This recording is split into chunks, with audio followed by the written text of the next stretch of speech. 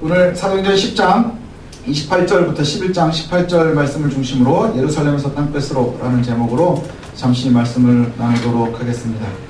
예루살렘은 예수님과 유대인의 상징입니다. 그 땅끝은 세상의 마지막이지요. 그리고 주님께서 우리에게 마지막으로 명령하실 때에 지명을 말씀하신 곳이 예루살렘과 유다와 사마리아와 땅끝입니다. 그래서 사람들이 생각을 할 때 예루살렘, 유다는 한 곳이지요. 하나님의 장소, 그 다음에 하나님의 백성들의 장소, 그러나 사마리아는 죄인들의 장소입니다. 땅끝은 이방인들이 살고 있는 곳이지요. 근데 그곳까지 이르러서 내 증인이 되라 하신 것은 주님께서 예수 그리스도의 이야기가, 예수 그리스도의 복음이 그들에게도 전해지기를 원하셨다는 것입니다. 그래서 주님께서도 사역을 하시는 중에 제자들과 유대인들은 원하지 않는 곳, 그래서 사마리아 성에 들어가 수가 여인을 만나 주신 적도 있습니다. 그래서 이미 예수님께서는 이방인들에게도 복음을 전하기를 원하고 있었고 그것을 많이 보여주셨어요. 그래서 아픈 아이를 고쳐달라고 온 그 여인에게도 이방인에게 줄 것이 없다, 개와 같이 여기신 적도 있습니다. 그러나 그 여인에게 이와 같은 믿음을 내가 유대인 중에서 본 적이 없다, 예루살렘에서 본 적이 없다, 이렇게도 말씀을 하셨거든요. 그런데 이것이 주님께서 또 승천하신 후에 우리에게도 명령으로 돌아옵니다. 바꿔야 된다 하는 것이죠. 이전에 우리의 생각이나 우리의 틀이 바뀌어져야 하는데 그래야 땅 끝까지 갈 수 있습니다. 그런데 바꾸는 것이 굉장히 어렵습니다. 불편하고요. 그 다음에 익숙하지 않습니다. 우리가 생활 속에서도 마찬가지거든요. 뭔가를 갖다가 한번 새롭게 바꾸려고 하면 당황스럽기도 하고 불편하기도 합니다. 그래서 더 좋은 걸 줘도 몰라요. 그죠? 그런 적 있지 않습니까? 더 좋은 걸 줘도 잘 모르고요. 익숙하지 않아서 그것을 싫어하는 경우가 많습니다. 예, 제가 머리를 되게 짧게 깎으려고 했거든요. 예, 임경준 집사님까지는 아니더라도 좀 짧게 깎으려고 그렇게 했었습니다. 그런데 미장원에 갔더니 안 깎아주더라고요. 머리가 제가 굉장히 길었었잖아요. 깎으려고 했더니 안 깎아주는 거예요. 왜 그러냐? 100% 후회한다는 거예요. 그러면은 그렇게 짧게 깎고 나면 그러면 아무리 자기가 잘 깎아줘도 와서 이제 화낸다는 거예요. 머리 이렇게 깎아놨냐? 자기가 깎아달라고 해놓고. 왜 그러느냐? 익숙하지 않아서 그래요. 저도 어제 집에 와가지고 샤워하면서 제 모습이 너무 익숙하지 않은 거예요. 야, 이거 어떻게 해야 되지? 막 이러는데 예전에도 짧게 한번 깎으려고 한 적이 있는데 제 머리는 주로 이제 오늘은 안 오셨는데 우리 황수미 집사님이 깎아주시거든요. 안 깎아줘요. 자기 마음대로 깎아주세요. 깨끗하게 이쁘게. 예전에도 또 제 머리를 이렇게 다듬어 주던 청년이 있었는데 그 친구도 제가 원하는 대로 얘기하면 네 하고는 자기 맘대로 깎아요. 왜냐하면 자기 익숙한 대로 자기가 생각하고 있는 제 인상이 있는 것 같아요. 그래서 원하는 대로 깎아주질 않습니다. 왜 그럴까 생각을 했더니 익숙한 게 좋은 거예요. 확 변하는 거에 대해서 사람들이 별로 좋아하지 않습니다. 분명히 후회한다는 것이죠. 그리고 실제로 아마 짧게 깎으면 후회하게 될 겁니다. 근데 문제는 뭐냐? 짧은 건 어떻게 할 수 없어요. 시간이 지나가야 된다는 것이죠.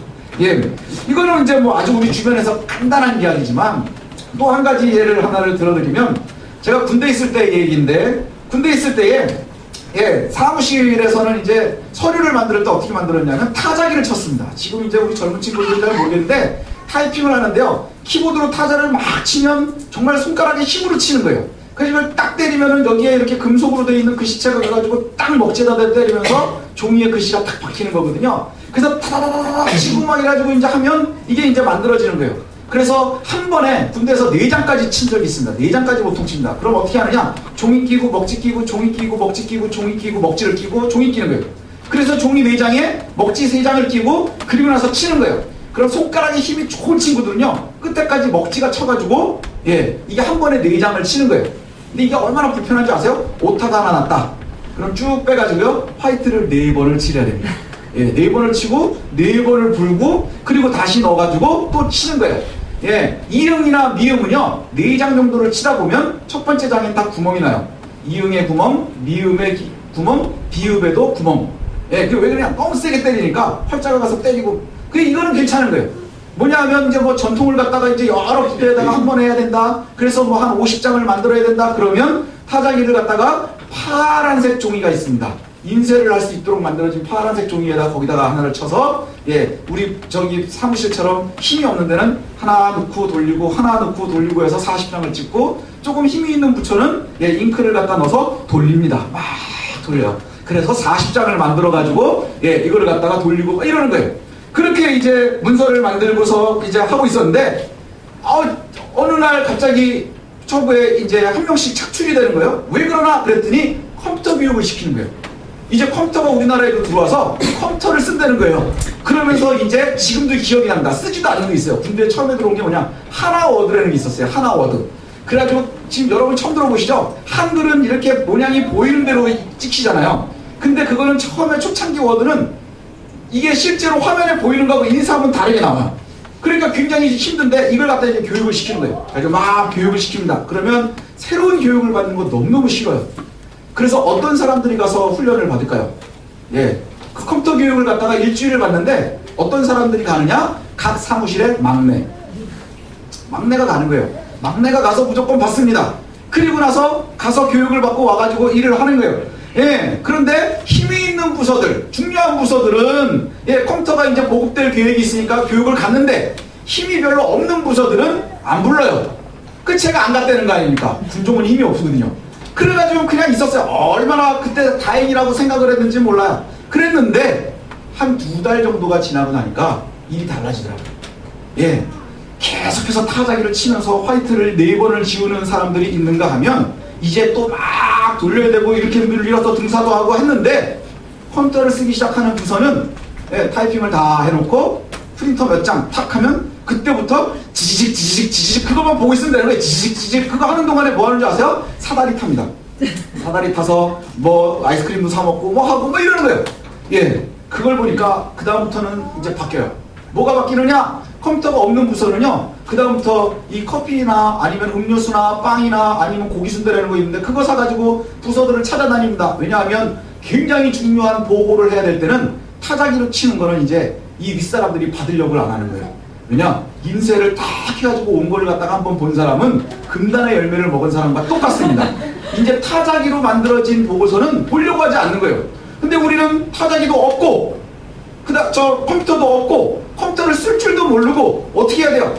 그냥 찾아가서 짜하는 수밖에 없어요. 한 페이지, 그거 지금 보면 아무것도 아니에요. 요거 한 페이지 만드는데 가서 막 엄청나게 미뤄야 되는 거예요. 그러면은 뭐 무슨 세상을 다 자기가 구하는 것처럼 목에다 힘 엄청 주고 A4 한 페이지 만들어줘요.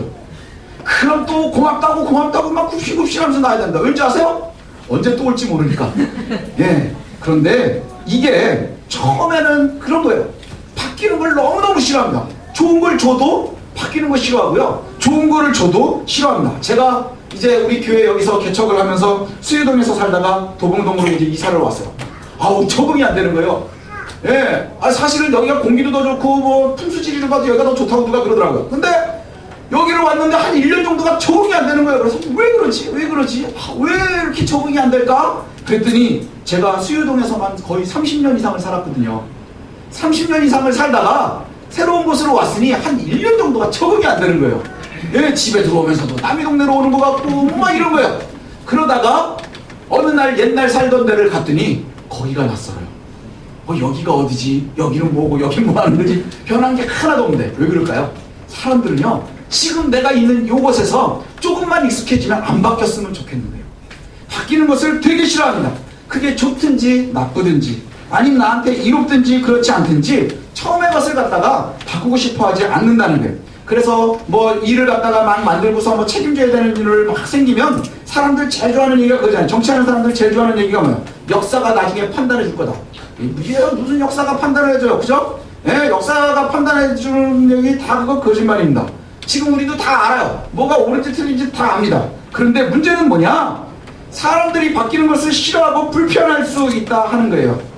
꼭 필요해서 제가 원해서 이사를 해놓고 주변 상황이 바뀌니까 불편하더라고요.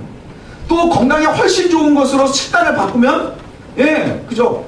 예, 저는 늘 그런 얘기 하거든요. 아직은 내가 젊어서 몸에 좋은 것보다는 입에 좋은 게 좋아요. 그래가지고 뭐 쓴 거 먹는 것보다는 단 게 좋고요. 쓴 거보다는 달콤한 게 좋아요.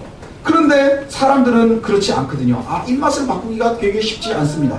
알지요? 뭐가 몸에 좋은지. 근데 입이 반대하는 거예요. 그러면 사람들은 입을 따라갑니다. 또 성공하기 위해서는 좋은 습관을 들이라고 막 얘기하거든요. 그래서 성공적인 습관적인 뭐 책 나가면 뭐 엄청나게 많습니다. 그걸 보면 대부분 하는 얘기들이 뭐 아침형 인간이 되라, 새벽을 사용해라 뭐 이런 얘기를 해요. 그러면은 또 뭐 열심히 한 일주일 정도 해보고 나선 사람들이 다 하는 말이 뭔지 아세요? 사람마다 사는 습관이 다 다른 거예요. 그죠? 사람마다 사는 습관이 다 달라요. 예. 왜 그러느냐? 원점으로 돌아가고 싶어요. 내가 익숙한 것, 나에게 이로운 것, 나에게 편한 것을 찾아가고 싶어 하는 겁니다. 예, 옛날 동네가 훨씬 좋은 것 같죠? 옛날 동네에도 별로 친한 사람도 없으면 거기 뭐가 있다고 그렇게 좋아하는지 모르겠어요. 근데 그 이유는 어디에 있느냐? 불편하기 때문인 거예요. 옳고 그름을 떠나서 불편한 거예요. 나한테 불편한 거예요. 나한테 익숙하지 않은 거예요. 오늘 본문에 나오고 있는 베드로의 사건이 바로 그렇습니다. 유대인들이 생각을 할 때 굉장히 불편한 거예요. 유대인들에게 있어서 정말 중요한 이야기 중에 하나가 뭔지 아세요? 선민사상입니다. 선민, 나는 하나님께 구별되어진 사람들이다. 우리는 아브라함의 후손이다. 하나님이 직접 선택한 백성들이다. 지네는 하나님 말씀 제대로 따라도 가지 않으면서 하나님의 백성이다 이러고서 얼마나 자기네들이 목에다 힘주고 깁스하고 그러고 살고 있는지 몰라요. 그런데 오늘 베드로가 이방인의 집을 찾아갔다는 거예요. 이방인의 집을 찾아갔어요. 그리고 그곳에서 뭘 했느냐? 예수 그리스도를 전하고 성령이 임하고 세례까지 줬다는 거예요. 이 사건은요 엄청나게 큰 사건입니다. 엄청나게 큰 사건이요. 일대 혁신이죠. 복음이 예루살렘에서 이제 땅끝을 향해서 나아가기 시작을 합니다. 굉장히 중요한 일. 근데 베드로가 고넬료의 집에 가서 제일 먼저 하는 말이 그거예요. 야, 니네가 왜 날 불렀냐? 유대인이 이방인과 함께 먹고 마시는 것이 위법인 걸 니네도 알지 않느냐? 내가 지금 니네랑 이렇게 만나는 게 이 유대인의 법이라 이게 지금 잘못된 거야. 근데 니네가 도대체 왜 날 불렀니? 그랬더니 고넬료가 구구절절히 하는 얘기가 뭐야? 내가 늘 기도하던 시간에 기도하고 이랬었더니 갑자기 밤처럼 환한 사람이 와가지고 나한테 얘기하기를 당신을 불러다가 말씀을 들으랬다는 거예요. 예. 그러니 베드로가 뭐라 해요? 잘했다. 그리고는 하는 얘기가 예수님의 이야기를 하는 거예요.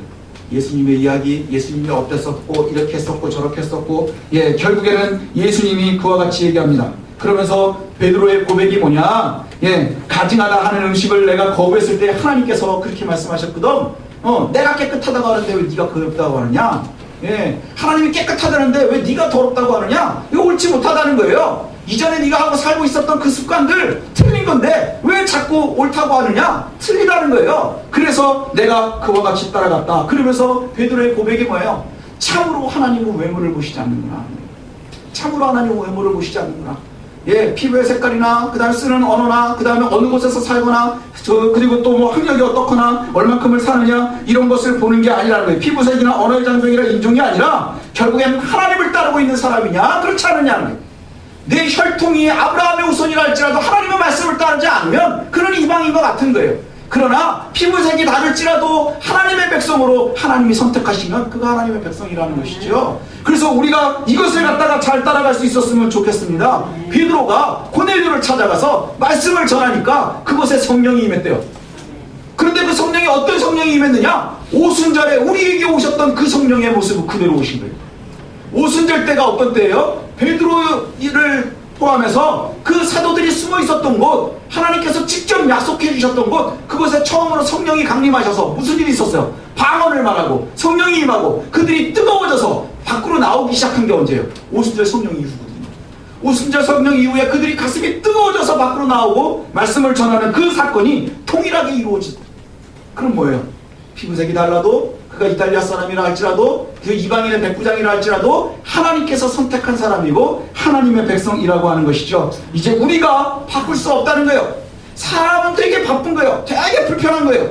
뭐랑 되게 비슷한 줄 아세요? 우리 아이들 이렇게 보다 보면은 한국 사람도 한국말 잘 못하는 경우 있잖아요. 그죠? 어색하게 말하는 경우 있잖아요. 그래가지고는 뭐 이렇게 자꾸 언어 틀리게 얘기하고 저희 아내도 가끔 저한테 책에 뭐라도 좀 읽어라 막 이러거든요. 뭐 언어 자꾸 틀리고 우리도 그러잖아요. 우리 고사성어 이거 잘못 쓰면은 막 그러잖아요. 안주 1절 이거 사자성어인 줄 알고 그러잖아요. 예, 우리 잘 모르고 막 사는데 그런데 갑자기 까만 아저씨가 와가지고 아프리카에 있었던 아저씨가 와가지고 막 고사성어 섞어가면서 말을 막 하면 여러분 마음이 어떻겠어요? 전 되게 불편할 것 같아요. 자존심 상하고 되게 불편하고 창피하고 그죠? 외국인이 와가지고 막 한자 섞어가면서 막 얘기하는데 그 사람이 분명히 한국말을 하는데 내가 못 알아듣는 거예요. 그게 뭐야? 그게 뭐야? 이러면 되게 창피하겠죠? 유대인의 마음이 이와 같은데 하나님의 말씀이 들어가서 그들이 변화되어지는 게 익숙하지 않은 거예요. 왜? 내가 내 거라고 생각을 하기 때문인 거예요. 내 거라고 생각하는 거예요. 그래서 우리가 정말로 꼭 기억해야 될 것이 있습니다. 뭐냐? 정말로 하나님의 백성들은요 끊임없이 하나님의 말씀에 빗대어서 우리를 봐야 됩니다. 하나님의 말씀에 빗대어서 우리를 봐야 됩니다. 그래서 전통이 우리에게 중요하지 않고요, 우리의 습관이 중요하지 않고요, 우리가 가지고 있었던 삶의 스타일이 중요한 것이 아닙니다. 이것들로 인해서 하나님의 사역을 갖다가 한정한다고 하면, 내 생각이나 내 전통이나 내 습관으로 하나님의 사역을 갖다가 한정한다고 하면 세상에 이보다 어리석은 일이 없다고 하는 거예요. 세상에 이보다 어리석은 일이 없다고 하는 거예요. 그래서 2일 후에 베드로가 예루살렘으로 돌아갔거든요.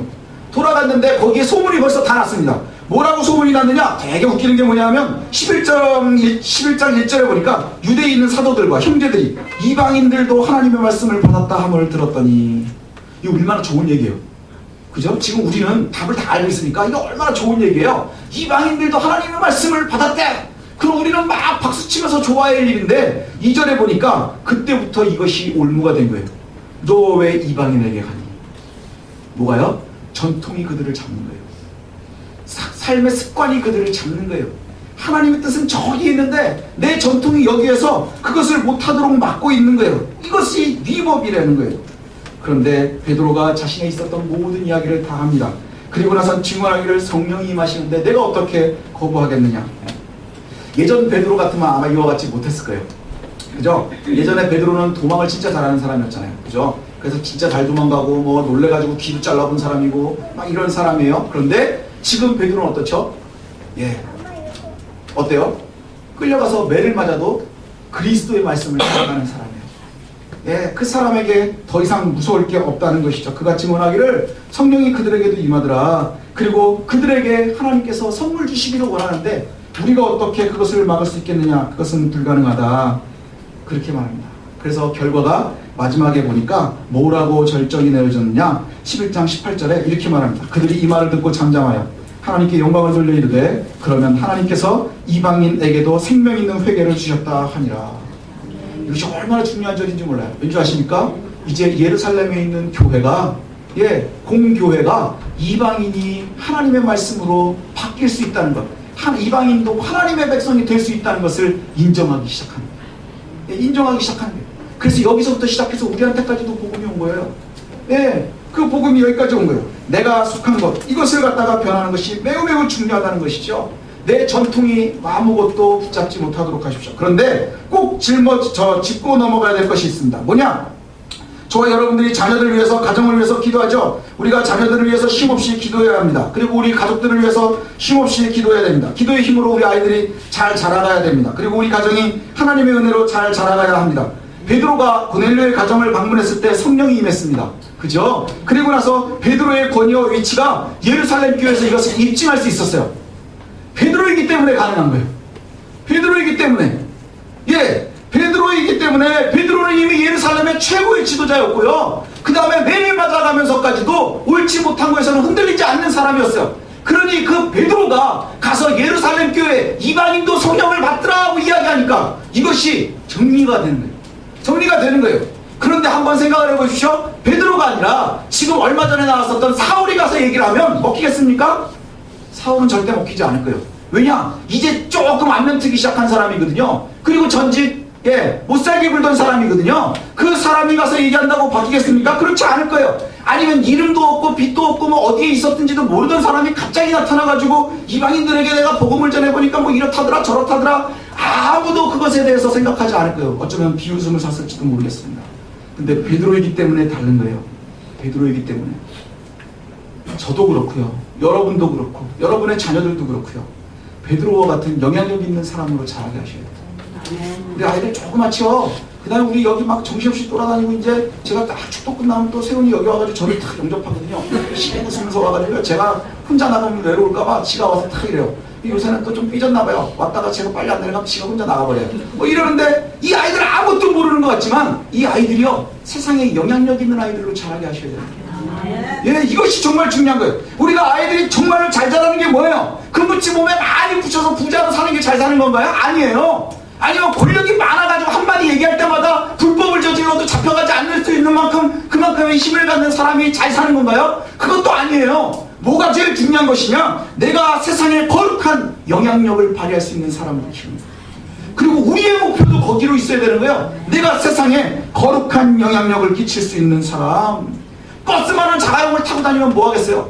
모든 사람이 손가락질을 한다면 세상에서 거룩한 영향력을 발휘할 수 있는 사람으로 저와 여러분들이 서야 되고요. 지금 이 아이들을 잘 길렀으면 좋겠습니다. 예, 하나님의 뜻이 아닌 곳에서는 고집이나 아집을 바꿔야 됩니다. 버려야 됩니다. 그래야 그와 같이 되어질 수 있습니다. 우리의 고집이나 아집을 깨뜨리는 것이요, 하나님 나라의 복음의 확장을 위해서 매우 중요하거든요. 예, 교회들이 늘 제일 먼저 복음을 막는 게 뭔 줄 아십니까? 전통이고요, 아집이고요, 내 생각이에요. 내 생각이 먼저 됐다고 하면 복음은 우리한테까지 오지 못했을지도 모릅니다. 때로는 사람들이요, 자신의 생각이 하나님보다 옳다 생각을 해서 복음을 막아요. 내 생각이 하나님보다 옳다고 생각하는 사람이 있어요. 또 교회들이요, 교회의 전통이 하나님의 의도보다 맞다 생각을 해서 복음을 가로막기도 합니다. 때로는요, 내가 하나님보다 선한 척해서 그리스도의 복음을 막기도 합니다. 그러나 여기서 우리가 조심해야 될 것이 있어요. 예, 정말로 내 옳지 못한 것은 하나님의 뜻에 맞춰서, 하나님의 의도와 맞춰서 틀린 건 고쳐야 되는 거예요. 아파도 슬퍼도 괴로워도 불편해도 고치는 거예요. 그러나 한 가지 조심해야 될 것이 있습니다. 뭐든지 고치려고 할 때마다 중요한 거예요.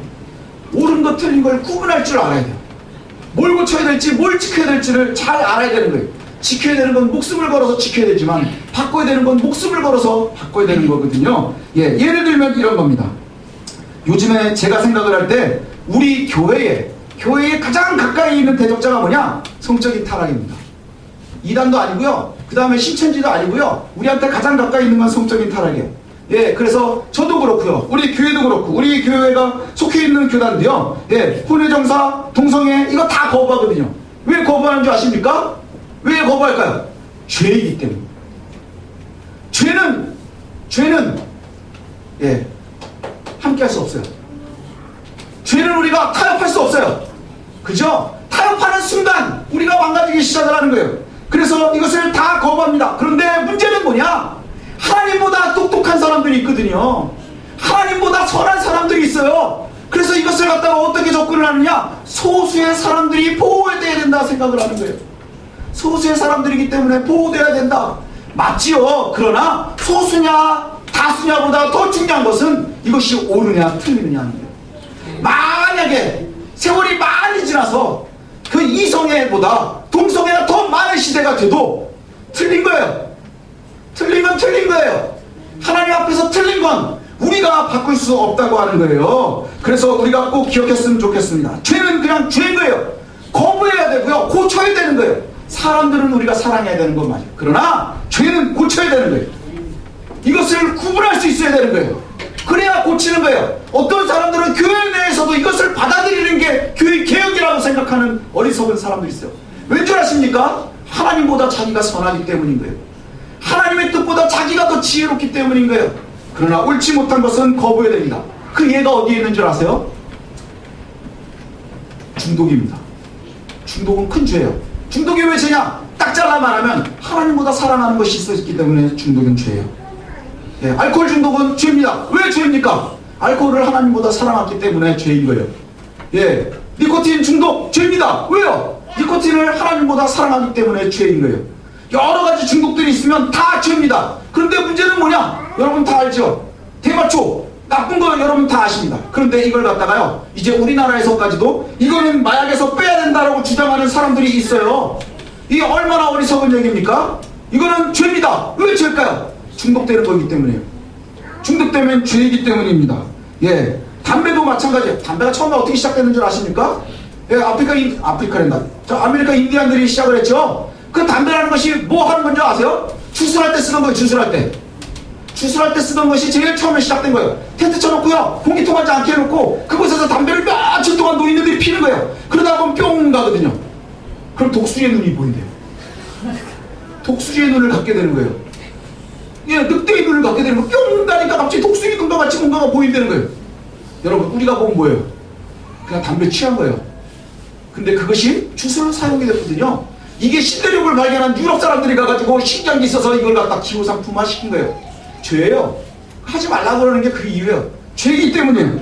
사람들이 그런데 이것을 갖다가 하나씩 내놓으니까 하나씩 내놓고, 니코틴도 중독 성분이 있는데 왜 대만을 못하게 하느냐? 죄는요, 하나를 내놓으면 둘을 내놓으라고 합니다. 둘을 양보하면 셋을 내놓으라고 합니다. 넷을 내놓으면 다섯을 내놓으라고 합니다. 그래서 처음부터 꺾어야 돼요. 이제 옳고 그름을 잘 구분할 수 있는 저와 여러분이 됐으면 좋겠어요. 무엇이 옳은지 무엇이 틀린지 이것을 구분하지 못하면 뭐가 문제냐? 내가 뭘 바꿔야 되는지 뭘 유지해야 되는지를 모르는 거예요. 그것을 위해서는 답이 나옵니다. 어디에 나오느냐? 고넬료도 그렇고 베드로도 그렇습니다. 뭐가 제일 중요하냐? 경건을 위한 노력에 게으르지 말아야 돼요. 경건의 노력이 제일 중요합니다. 경건의 노력을 우리가 잘 해야 합니다. 바꿀 것과 바꾸지 말아야 될 것을 구분할 수 있는 능력이 어디서부터 오느냐? 바로 경건에서부터 시작이 되는 거예요.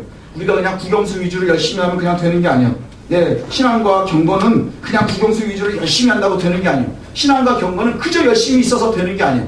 예, 경건을 위한 노력을 해야 됩니다. 그래서 경건을 위해서 해야 되는 것이 뭐냐? 깨어 기도하는 것이 매우 중요합니다.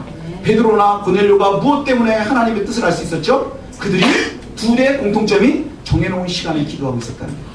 끊임없이 하나님 앞에 경건을 위해서 노력하고 있었다는 거예요. 그래서 그 지혜가 생겨나는 거예요. 그 다음에 또 두 번째가 뭔 줄 아십니까? 고넬료가 베드로를 부를 때 왜 불러들게요?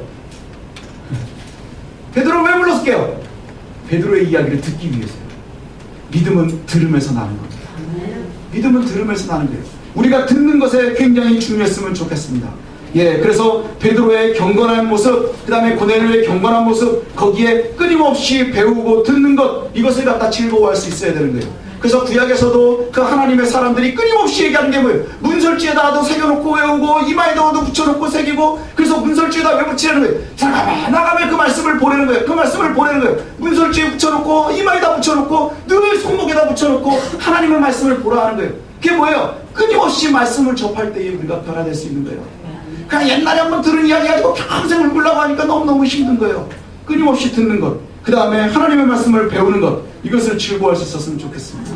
베드로가 조금 일찍 알을 수 있었던 건 뭐냐? 하나님의 말씀을 더 많이 알고 있었기 때문이에요. 그래서 끊임없이 하나님의 말씀을 듣고 있었으니까 그가 더 어려운 하나님의 뜻도 빨리 깨우쳐 알 수 있었어요. 그리고 고넬료도 끊임없이 경건에 있었어요. 그리고 그 경건 때문에 그가 하나님의 말씀을 듣고자 했습니다. 그래서 저와 여러분들 경건의 모습이 거기서부터 시작이 되는 거예요. 세상을 바꾸는 것도 마찬가지고요. 세상을 유지하는 것도 마찬가지고요. 저와 여러분들이 끊임없이 무엇을 해야 되느냐? 경건을 위한 노력과 하나님의 말씀을 깨우치기 위한 노력을 하셔야 될 줄로 압니다. 그래서 그냥 우리 교회도 이런 거 있거든요. 그래서 준비된 프로그램도 있습니다. 설교 잘 들으셔야 돼요. 제가 가끔 쓸데없는 소리 뭐 타자기 얘기도 하고 막 이러지만 잘 들으셔야 돼요. 왜냐? 거기 하나님의 말씀이 있으니까. 듣는 귀가 복이 있는 거거든요. 그래서 하나님의 말씀을 잘 듣는 것 중요합니다. 그 다음에 또 우리 교수님 한 달에 한 번씩 특강하세요. 제가 들으면서도 너무 좋은데 많이들 못 들어서 너무 안타까워요. 계속해서 들으십시오. 듣는 귀에 복되는 거예요. 그 다음에 또 한 달에 한 번 우리 전도도 하고 섬기는 것도 이것도 다 하나님의 말씀을 실험하는 거예요. 실천하는 거예요. 그것도 해야 돼요. 그 다음에 우리 또 1년이면 2번씩 그죠? 한 달씩 정해서 2달씩 또 성경 통독 특강해요. 듣는 것 복이 있는 거예요. 알아야 우리가 구분할 수 있거든요. 알아야 구분할 수 있어요. 뭐가 옳은지 뭐가 틀린지 알아야 우리가 지킬지, 뭐가 옳은지 뭐가 틀린지를 알아야 지킬지 버릴지를 아는 거예요. 그냥 봐가지고 별 볼 일 없으니까 버릴까? 그런 사람들의 특징이 뭔지 아세요? 옛날 걸 버립니다. 옛날 걸 버리는 거예요. 옛날 거를 목숨 걸고 지켜야 되는 일이 있을 수 있거든요. 옛날 거 버리는 것, 그거는요 답이 없는 사람들이 갖고 있는 제일 어리석은 방법이 옛날 거 버리고 새 것을 쓰는 거예요. 근데 그것은 옳지 못한 거예요. 우리는 옳은 것은 지키고 틀린 것은 버리는 거예요. 이게 하나님의 사람들이 나아가는 길인 줄로 압니다. 예루살렘에서 땅 끝으로 가는데 제일 첫 번째가 뭔 줄 아세요? 버리는 것이었어요. 버리는 것. 내 습관을 버리는 것. 내 아집을 버리는 것. 내 고집을 버리는 것. 저와 여러분들도 이런 지혜로운 성도가 되었으면 좋겠습니다. 늘 깨어 경건해서 또 하나님의 말씀을 늘 듣는 것을 집중해서 하나님의 말씀대로 살아갈 수 있는 저와 여러분들 되시길 소원합니다.